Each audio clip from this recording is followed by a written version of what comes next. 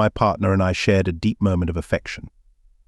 By then, I had assisted her in achieving intense pleasure twice, and we were both on the verge of reaching that zenith once more. In the instant of release, we simply lay together, basking in happiness. Upon opening her eyes, she received a soft kiss from me on her lips, and I moved slightly to offer my shoulder for her to lay her head as we slowly came back to our senses. I pondered over the sequence of events that led us to this moment. My partner Kelly and I were at our usual end-of-month meet-up with our friends Chuck and Beverly Conrad. We had a delightful meal at Legal Seafoods, followed by a continuation of our gathering at Phoenix Landing for some drinks and dancing. After we finished our first round of drinks and dance. For a while, even switching partners a few times, we returned to our seats to get another round. Suddenly, the atmosphere was charged with excitement. We were initially puzzled, but then realized that James Wilson, the Patriots' new quarterback, had made an appearance. His entourage found a spot across the room from us, and as the buzz began to die down, excitement surged again when Brianna Brown, a famed local host and a past Miss Massachusetts and Miss America contestant, made her entrance. She was undeniably beautiful, sparking rumors of her advancing to a bigger stage. Her party chose a location near us, yet nearer to the DJ's booth.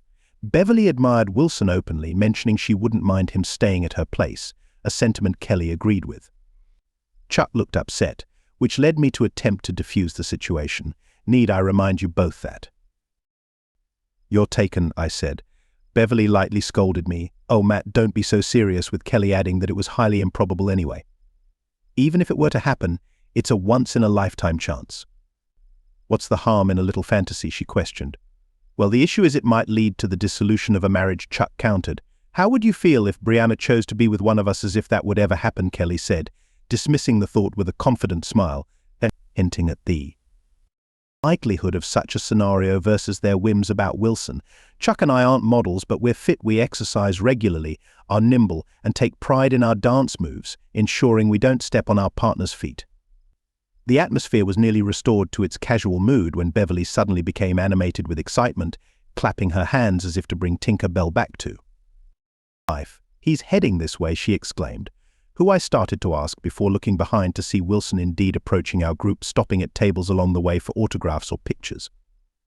When he got to us, he politely asked, "Would it be all right if I asked your beautiful wife for a dance?" Although I was tempted to say no, Kelly's eager nodding made me agree. As he turned to her, no. Formal invitation was needed as she had already stood up, taken his hand, and they moved to the dance floor. I must admit they looked well together, but as the music slowed and she moved closer to him, irritation began to rise in me. Just as I was about to intervene, a soothing touch on my shoulder and a melodic voice asked, "Could I have this dance?" I turned to meet the most intense blue eyes I had ever seen belonging to Brianna Brown. Mesmerized, I stood and followed her to where the slow music played on, and she wrapped her arms around my neck, pulling me closer. My hands cautiously found her hips, but she directed them to her lower back, dangerously close to her stunning figure. "Excuse me, I don't wish to seem ungrateful, but why choose me? There are surely others here better matched to your taste than myself." She laughed warmly, her eyes sparkling with a unique light. "I saw what happened with your wife and Wilson," she said, acknowledging my discomfort. "I understand how you feel. I've seen these situations before, and they rarely end well." "What are you suggesting?" "I'm bewildered. Usually the lady leaves with him, leaving her husband isolated and humiliated. Occasionally the woman returns to her spouse. My aim is to influence your wife to make the smarter decision, but for what reason? What importance do we have to you?" She seemed pensive, then looked away, but not before a single tear rolled down her cheek. "It's a complicated story. I might tell it depending on how tonight goes.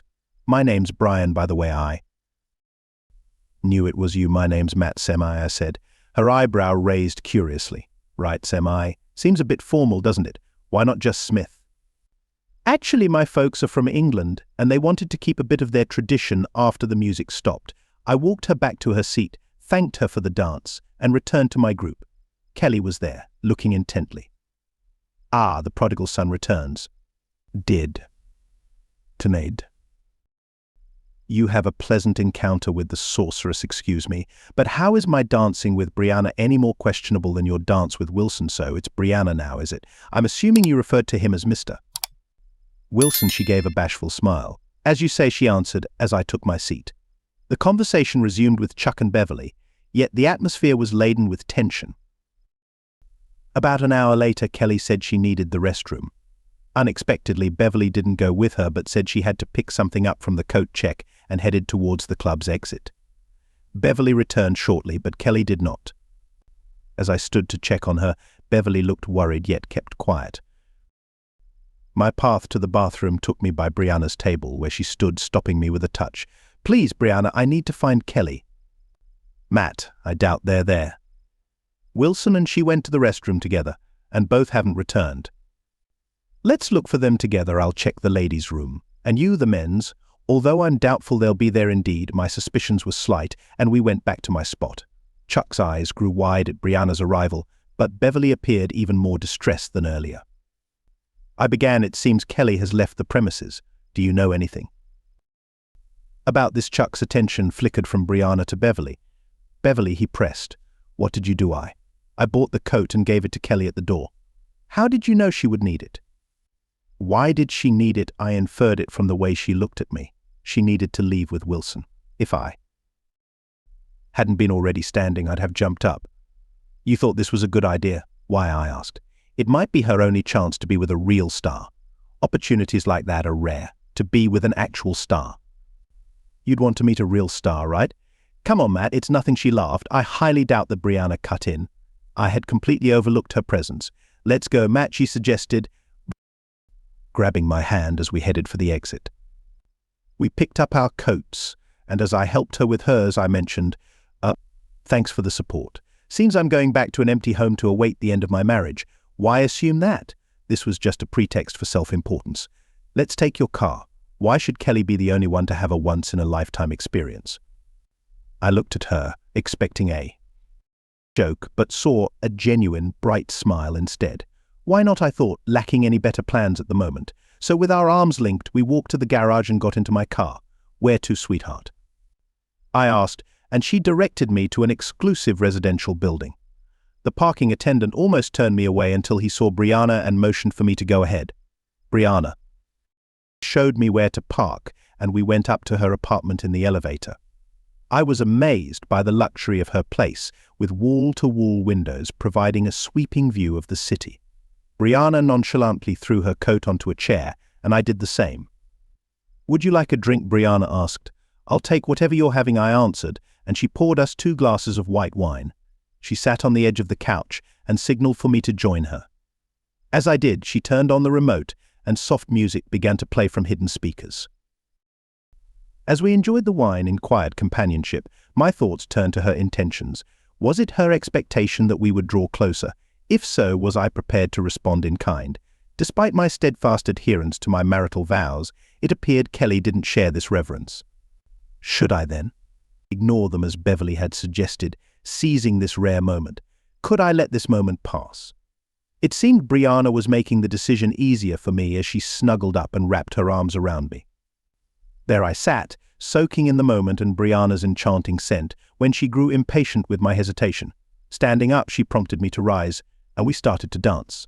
All pretense of modesty was abandoned as she moved my hands to her lower back. I recognized, much like the Borg, that resistance was pointless. It was better to embrace the present and deal with what comes after. This time I didn't wait for her lead. I pulled away slightly, and as she began to protest, I gently held her face and delivered a kiss. The length of our kiss remains a mystery, but when we finally broke apart, we were both panting. Her cheeks were rosy, and I sensed mine were as well. She led me to her bedroom where soft music welcomed us. As she had me sit on the edge of her bed, she began to undo her blouse. Likewise, as though under a spell, I started unfastening my shirt. Just as my shirt came off, she removed her blouse, revealing herself. I've never been one to dwell on breast size, yet hers seemed perfectly suited to her frame. She continued to undress, each layer she removed intensifying my arousal. Then she helped me out of my clothes and commenced pleasing me, which had just been freed from my trousers. I knew it wouldn't be long, and indeed it was a brief period before I felt the climax approaching. "Brianna, I think I'm about to climax," I informed her, but she just gave me a comforting smile. At that moment, as the climax hit, I pulled her close for a deep kiss. She was just as affectionate in return. "My turn," she announced, positioning herself at the edge of the bed. Without bragging, but perhaps I should hold back as I've been properly educated, I know how to please a woman. I used all my skills, giving my everything, and she was soon experiencing intense pleasure. Enjoying the post-intimacy bliss, was it better than with Kelly? To use a common expression, it was different. "Brianna, you said you'd tell me why you wanted to help us," I recalled. She looked away, tears filling her eyes again. "About 5 years ago, I worked at a small TV studio, making a name for myself. At the time, I was married to a man much like you, always supportive. We were at a fundraiser when the head of the studio asked me to dance, ignoring my husband. I was so taken by Chuck Charles, but he preferred Chuck, thinking it made him more approachable, despite his lack of respect for those he saw as beneath him. His seduction wasn't sophisticated, but he insinuated he could help my career. Sadly, I left with him, not once looking back at my husband. He tried to be strong, but it crushed him. I wish I could say it was worth it for passion or career, but neither was true. The affair was unremarkable, and instead of advancing my career, it took a nosedive. The scandal clung to me, while he remained untouched. They fired me but gave me severance to avoid a lawsuit. My career suffered, but I've recovered since then. Thinking of my ex saddens me. I've heard he's remarried and has children, the life we had dreamed of. Overwhelmed, I hugged her, tears in my eyes as I thought of my conversations with Kelly about our son and our future. Watching Brianna asleep, I covered her and lay beside her, her body automatically snuggling against me. Waking to find myself alone with the delicious scent of bacon in the air, I got ready and then went to the kitchen. Brianna, in a long tee that playfully revealed glimpses of her, welcomed me with a smile, pointing out the coffee in the corner. I poured myself a cup of the heavenly coffee, enjoying it until she brought over a plate of bacon and eggs. We remained silent until I broached the inevitable topic, inquiring, "What's the next step for us?" She took a moment, reflecting deeply before replying. Initially, she stated, ending the silence, "It's up to you and Kelly to determine your future. Are you both able to move on from what occurred yesterday evening?" Regarding us, she continued with a laugh that was devoid of any real amusement. "Matt, currently there isn't an us. We enjoyed a memorable night, but we're still strangers to each other. And until a decision is made between you and Kelly, you are technically still married. Should you find it impossible to mend things, maybe then we can investigate what lies between us to discover if it's more than mere attraction. Yet I have to warn you, my career takes precedence at the moment. Should a more appealing offer present itself, I might have to move. Are you open to relocating or maintaining a relationship over a distance? Additionally, my position often brings unwanted scrutiny and gossip. Rest assured, becoming involved with me means rumors will follow, but you need to be ready to deal with them. Now, go back to your partner and see if there's anything worth salvaging in your marriage." She handed me her card, saying, "Inform me of what happens with that." She hugged me, kissed me softly, and sent me on my way. I arrived home just as Wilson was dropping Kelly off. He shot me an insightful smile before driving off. Kelly and I reached the door at the same time. She rushed in, enveloped in the smell of fresh shampoo and soap, and I followed, closing the door behind us. "Where were you?" she asked, her voice filled with accusation. Wondering if she truly expected an answer after her own behavior, I answered, "I was with Brianna." She scoffed. "Right, you were probably moping around in some cheap hotel." Her comment enraged me. "Actually, Chuck and Beverly saw us leave together when she asked me to dance," I retorted. She insinuated that Brianna was just showing sympathy, pretending to save my face, and probably left me after the club. This was not going the way I had hoped. Wishing to resolve our problems, her sheer disrespect now made reconciliation seem even more unlikely. Deciding on one final discussion which could irreparably damage things, I started packing my belongings in a suitcase. She observed with crossed arms, smirking, thinking I wouldn't actually leave. Her smirk faded as I moved toward the door. "Really, you're leaving over a trivial fling?" she asked. "No, it's your disrespect I'm leaving for," I stated firmly. For the record, my evening with Brianna was remarkable. I returned hoping we could get past our mistakes, but obviously we can't. "Don't call me, I'll contact you when I'm ready." I left without closing the door, leaving her behind as I drove away. Tears held back until she could no longer see me. At a long-term hotel, it wasn't long before the phone rang. I intended to ignore it, thinking it was Kelly, but upon hearing it was Chuck, I picked up. "Hey Chuck, it's Matt. What's all the commotion?" Kelly just called Beverly, furious. She was fuming. I was on the verge of shouting back. She left me for some joker, and when I brought up spending the night with Brianna, she just laughed. "Listen, Matt, Wilson isn't just any sportsman. And you showing up with. Brianna seems quite far-fetched. And you too," I shot back. "You saw us leave together. Does my dignity mean nothing? We do respect you, Matt, but you with Brianna? Come on, be serious. Yet Kelly with Wilson, that's believable." "Honestly, I don't know where things stand with Kelly and me, but it looks like I'll be looking for new friends." "Goodbye, hold on, Matt," but I had already ended the call. Kelly and I had our share of arguments. She even showed some remorse over her scheme with Wilson, but the real problem was her disrespect towards me. Not even a confirmation call from Brianna about our night helped. "Nice try, Matt," she said.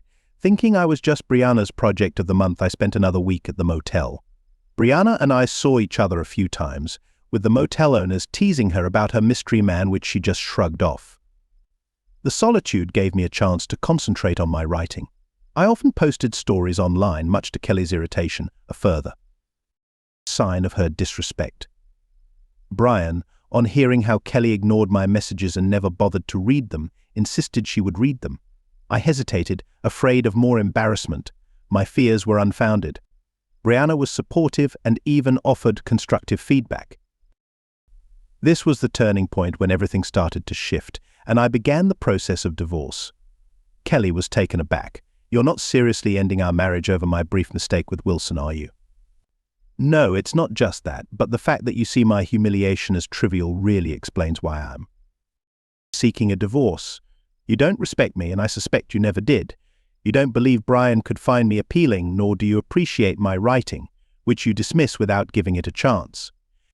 Brianna, on the other hand, thinks they're rather impressive," I explained before walking away.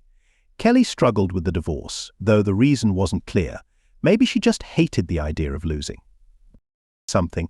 Our friends tried to help but likely made it worse by making fun of the possibility of me and Brianna together, claiming I wouldn't find anyone as beautiful as Kelly. As expected, we were required to undergo counseling.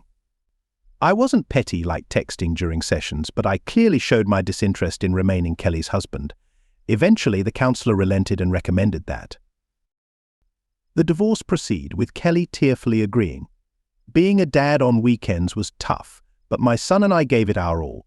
The divorce grew less acrimonious after Kelly realized it was indeed over, and we learned to get along fairly well. Brianna was there at the final court hearing, and walking out together, Kelly's reaction was unforgettable. We maintained a friendly rapport for most of that year without making any lifetime commitments. With Brianna's busy life and no marital commitments, I had more time for my writing, and Brianna continued to give vital feedback. Upon finishing my newest work, she urged me to seek a publisher, though I hesitated due to fear of rejection. Eventually, Brianna got a big break with a studio in Chicago, and we savored our last night together, deciding to forgo dinner to make the most of our time.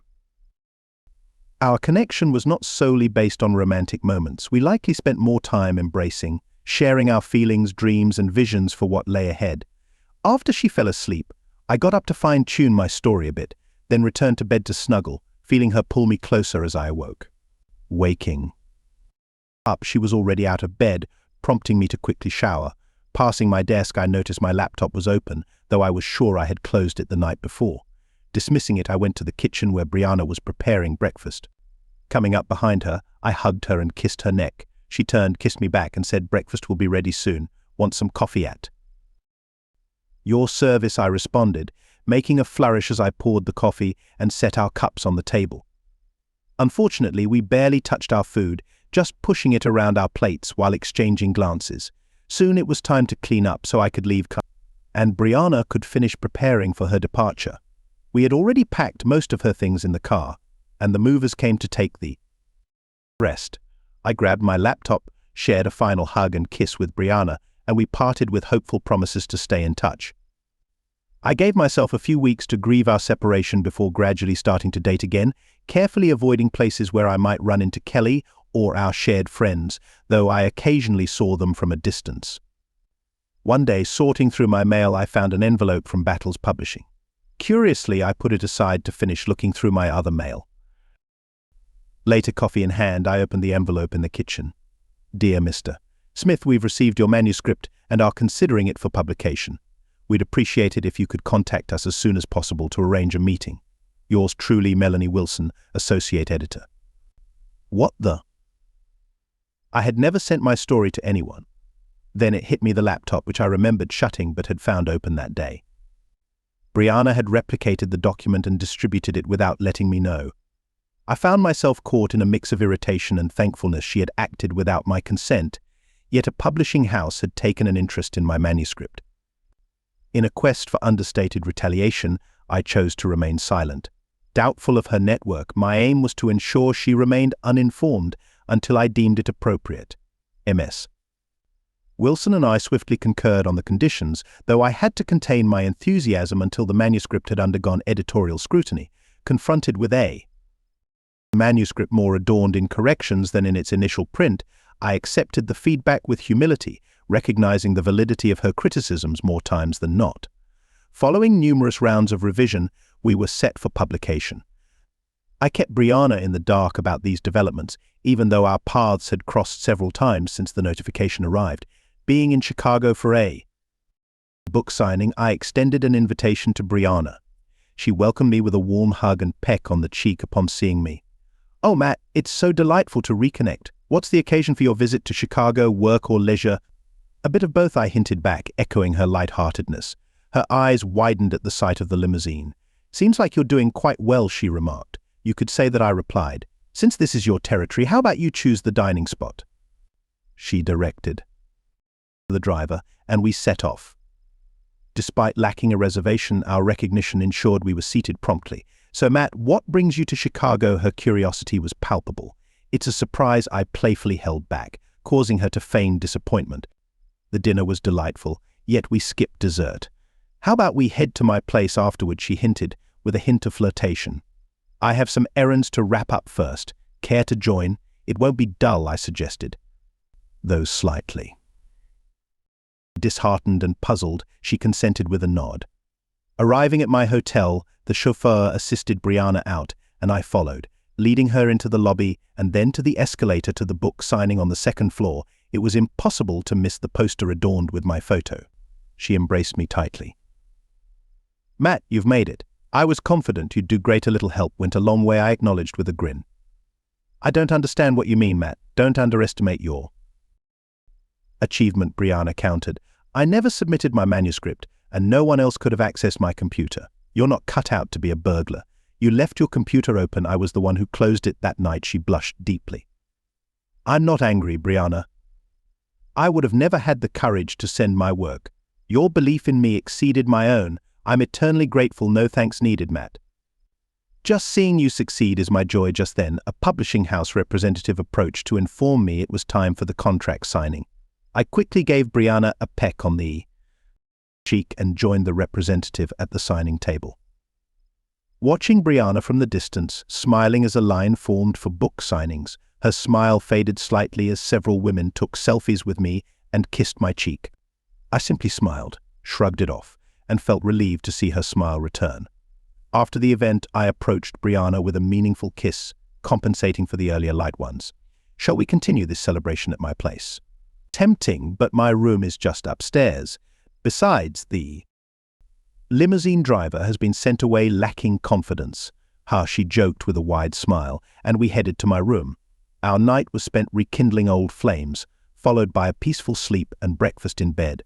"Matt, what's on the horizon?" "Any chance you could stay longer?" "I wish I could, but the tour continues, and then it's back to my regular duties." "Understandable, Matt.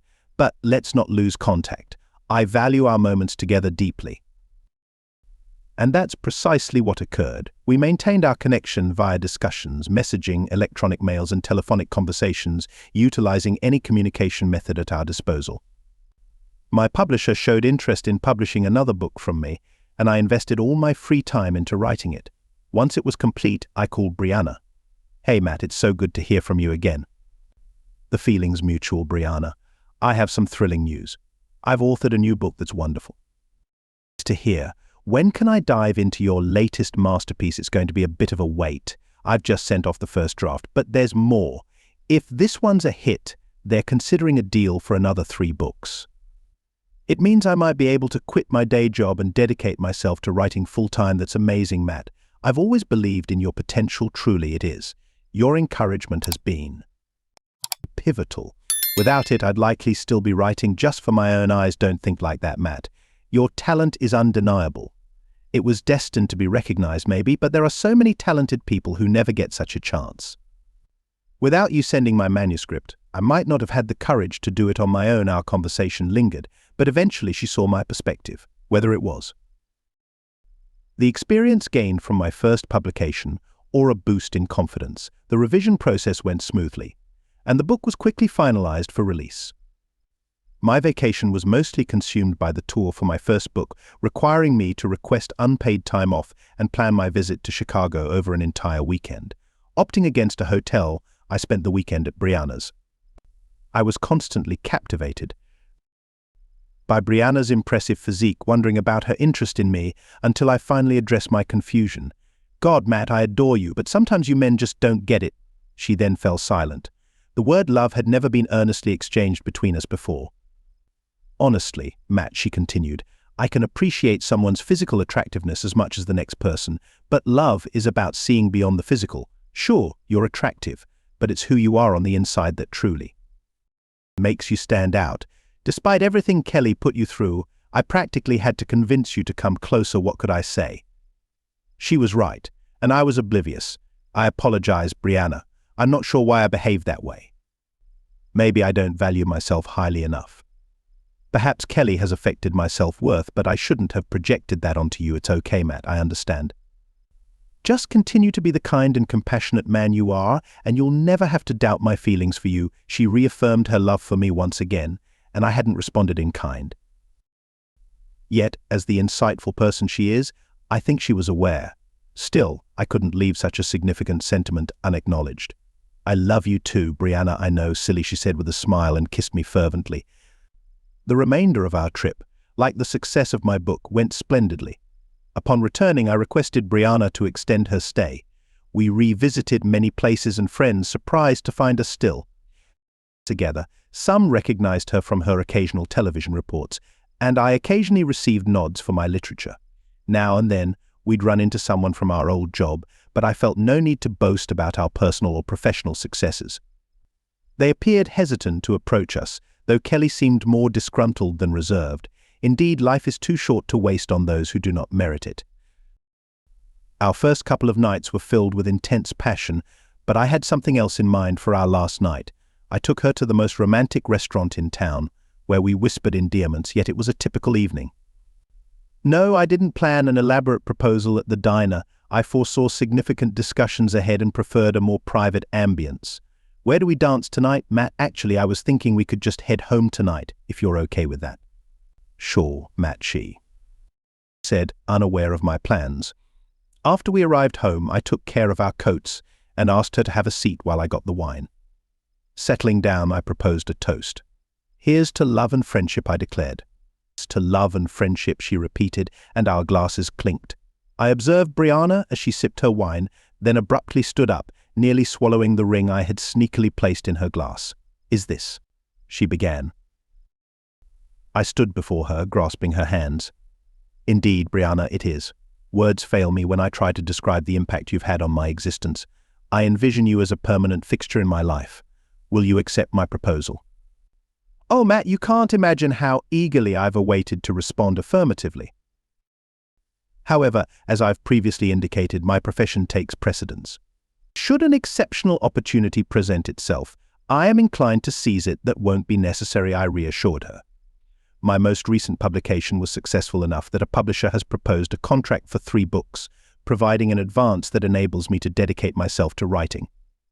Furthermore, I've resigned from my current employment. Upon the expiration of my lease, I plan to relocate to Chicago.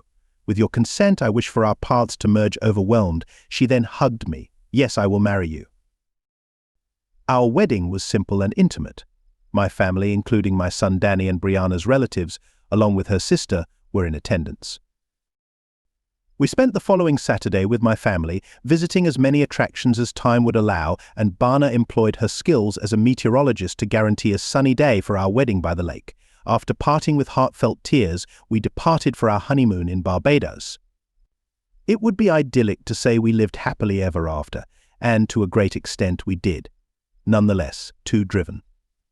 Careers, social circles, and admittedly, my contributions, though inexplicable to me, might occasionally lead to slight jealousy. Still, our commitment to transparent communication allowed us to resolve any discord. Thankfully, the only significant shift in Brianna's career was a move to New York City for the Today Show, a change easily accommodated by the nature of my work. About a year after settling in New York, Brianna surprised me with a pregnancy announcement. Without my knowledge, she had stopped taking birth control, a revelation that overwhelmed me with happiness as I looked forward to fatherhood again. Parting with Danny after weekends together always saddened me. The national attention our pregnancy attracted felt odd initially, but we adjusted. She gave birth to our beautiful daughter, Brittany, who seems to have inherited her mother's good looks. The show immediately requested photos and videos post-birth. Having just finished a book tour for my 5th novel, my publisher was eager for a new agreement, despite my feeling uninspired. Nonetheless, I promised them first dibs on any forthcoming projects. Meanwhile, the income from my novels and their movie adaptations, coupled with Brianna's significant earnings, ensured our financial well-being. Hence, I wholeheartedly assumed the role of a full-time father. Questioning my happiness in light of potential infidelity from my spouse would be absurd. Yet, here I am, happier than I could have ever predicted. Don't forget to subscribe to our channel to not miss out on tips to ensure your partner's fidelity, and stay tuned for our next story, which promises to be unparalleled. The next story is not suitable for those under 18.